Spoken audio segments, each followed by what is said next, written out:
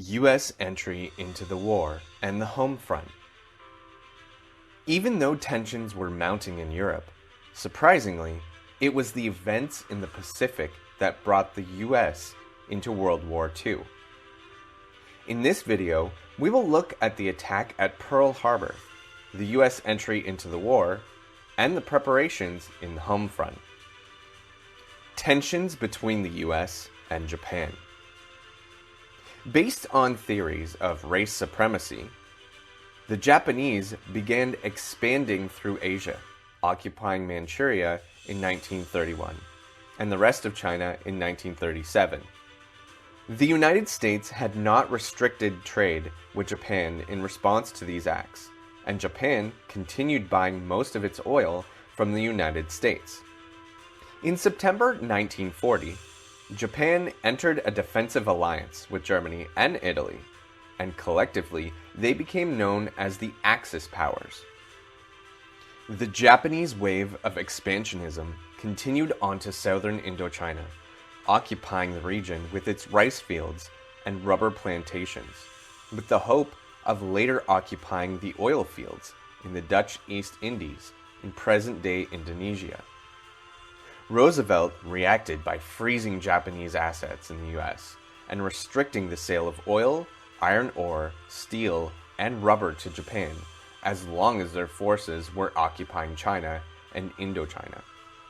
Japan simply rejected Roosevelt's demands. Next, the Japanese leader decided to seize the oil fields in the Dutch East Indies. But first, they needed to secure strategic locations such as Hong Kong, Singapore, and the Philippines, which was still a U.S. territory. This move would immediately bring the U.S. into the war. Japanese Prime Minister Hideki Tojo and other leaders believed that a surprise attack on Pearl Harbor would eliminate the U.S. naval capacity and limit American military response in the Pacific, at least temporarily, while Japan was able to consolidate its territorial gains and strengthen its position in East Asia. The attack on Pearl Harbor. On the morning of December 7, 1941, Japanese airplanes attacked the U.S. Pacific Fleet Station at the Pearl Harbor Naval Base in Hawaii. The surprise attack destroyed 6 ships and 180 aircraft, taking the lives of 2,403 Americans and leaving many others wounded. Almost half of those killed were aboard the USS Arizona when it was hit and sunk. At the time of the attack, there were no aircraft carriers at the harbor, and Japanese airplanes failed to destroy repair yards and storage tanks. The American public was enraged, and the very next day, President Roosevelt asked Congress to declare war on Japan. British Prime Minister Winston Churchill feared that the conflict in the Pacific would take away American resources and support in the Atlantic. Hitler underestimated American military capability and determination, and 4 days later declared war on the United States. The United States was officially at war on 2 different fronts, the Atlantic and the Pacific. The home front and mobilization. World War II would be the most destructive war in history, a war between the Allied powers, Britain, the Soviet Union, and the United States, and the Axis powers, Germany, Japan, and Italy. Once again, the United States had to mobilize the American population and their economic resources to fight a war abroad. The draft. The United States had already started a peacetime draft in 1940. After the attack on Pearl Harbor, the draft was extended to all men between the ages of 18 and 45, with the selective service system overseeing the recruiting procedures. About 15 million men enlisted either voluntarily or through the draft. For the first time, women were permitted to enlist with the establishment of the Women's Army Corps. Women did not see combat, but served in many tactical roles, like organizing supplies or operating radios and telephone switchboards. About 57,000 women served as nurses in the Army Nurse Corps. African Americans enlisted in great numbers, and again were placed in segregated units. The Tuskegee Airmen, a unit of African American fighter pilots, flew more than 1,500 missions in Europe. Most African Americans did not see combat until later in the war. Native Americans, again, played a crucial role in communication. The Navajo code talkers used the Navajo language to pass coded information in the Pacific Campaign, preventing Japanese code breakers from ever deciphering critical information. Wartime Production. The federal government created the War Production Board to convert the economy once more from peacetime to wartime production. Factories began producing uniforms, weapons, equipment, Liberty ships, and bombers. Wartime production activated the economy, putting an end to the Great Depression. The draft, combined with the expansion in production, ended unemployment. Many women, African Americans, and other minorities entered the labor force and filled the jobs uniformed men had left behind. For the first time, women took jobs in heavy industry, and not just young women. Married and older women also entered the labor force and worked in factories. A new wave of African American migration followed the demand for workers in northern cities. The federal government set up the National Labor War Board to oversee the needs of workers. Agricultural production recovered as demand for food and prices went up. New farming techniques helped farmers increase production, and even some areas of the Dust Bowl fully recovered. Rationing. Essential items like gasoline, heating fuel, metals, and rubber were rationed by the War Production Board.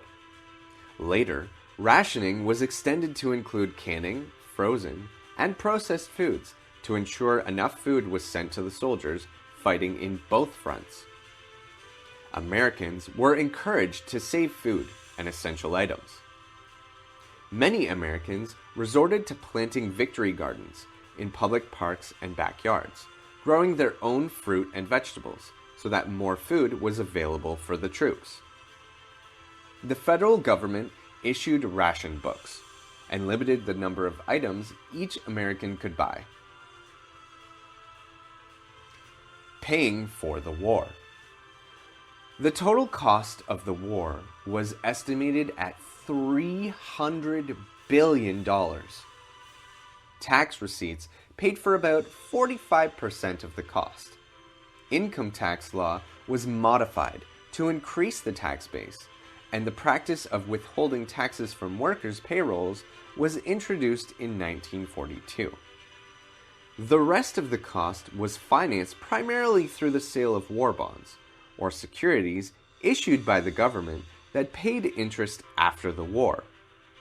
Many Americans bought bonds, but most were actually acquired by banks and financial institutions. The forced relocation of Japanese Americans. After the attack on Pearl Harbor, President Roosevelt ordered the internment of Japanese, German, and Italian nationals in the United States as alien enemies. On the West Coast, the Aisei, or Japanese-born residents, as well as the Naisei, or American-born citizens of Japanese ancestry, were distrusted as disloyal to America and capable of committing acts of sabotage. In February 1942, President Roosevelt issued Executive Order 9066, which permitted the exclusion of groups of people from military areas designated by military commanders. Based on this executive order, the Western Defense Commander ordered all persons of Japanese ancestry living within 100 miles of the West Coast to relocate farther inland. Japanese families were forced to sell their property and relocate to internment camps where they lived in wooden barracks surrounded by barbed wire in crowded conditions. They were required to stay there until the end of the war. The widespread fear of Japanese disloyalty was racially motivated. Only a few Italians or Germans were ever sent to internment camps, and Japanese Americans living in Hawaii were never subject to these measures. Many Japanese American men enlisted in armed forces despite racism, many of them serving in the front and as interpreters. Fred Korematsu, a Japanese American, refused to relocate and challenged Executive Order 9066 as unconstitutional. He was arrested and later convicted.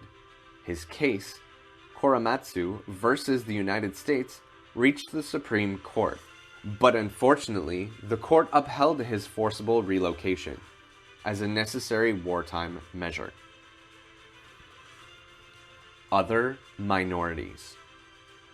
African Americans had suffered high levels of unemployment during the Great Depression and were largely excluded from New Deal programs. Fearing further exclusion, African American leader A. Philip Randolph prepared a march on Washington to demand more jobs and economic opportunity for African Americans. Roosevelt feared that the March on Washington would damage his image and decided to negotiate directly with Randolph and other African American leaders. Roosevelt issued Executive Order 8802, reasserting that federal agencies could not discriminate in hiring practices on grounds such as race, creed or religion, color, or national origin. The law was also clear that companies under federal contract could not discriminate either. Unemployment decreased in the African American community, and migration to the North and Midwest continued. The armed forces remained segregated during World War II. A major black newspaper, the Pittsburgh Courier, called for the Double V campaign, with victory abroad against Nazism and victory at home against racism. In 1943, there were major race riots in Detroit, Los Angeles, and New York. Mexican workers came to fill in jobs amidst the labor shortage created by the war. Congress passed the Mexican Labor Supply Program that recruited workers in Mexico to come and work in farms and factories in the United States. About 200,000 braceros, as these workers were known, came to the United States for the duration of the program from 1943 to 1947. Braceros were not protected by U.S. labor laws and were generally paid less than minimum wage. About 500,000 Hispanics served in the war, despite discrimination and prejudice. In June 1943, armed bands of sailors and soldiers roamed the Mexican-American barrios of Los Angeles, targeting men wearing baggy zoot suits. The incident became known as the Zoot Suit Riots. More than 44,000 Native Americans also served in the war, while others left their reservations to take jobs in factories and government agencies. In November 1944, the National Congress of American Indians was formed to represent all Indian nations. 2 years later, the federal government established the Indian Claims Commission to evaluate all Indian claims and reach a final settlement. Jewish Americans also served in the war in great numbers, but discrimination was still present. The United States did not admit a great number of Jewish refugees fleeing prosecution in Europe. In May 1939, a group of German Jews sailed on a German ocean liner, the USS St. Louis, to Cuba. The Cuban government refused them entry, even though they had purchased visas before leaving Germany. The boat then sailed to Florida, but both the US and Canada rejected the Jewish passengers. With no other country willing to accept them, the captain sailed back to Europe. Half of the passengers would later die in concentration camps. In the next video, we will examine the Holocaust and the course of the war.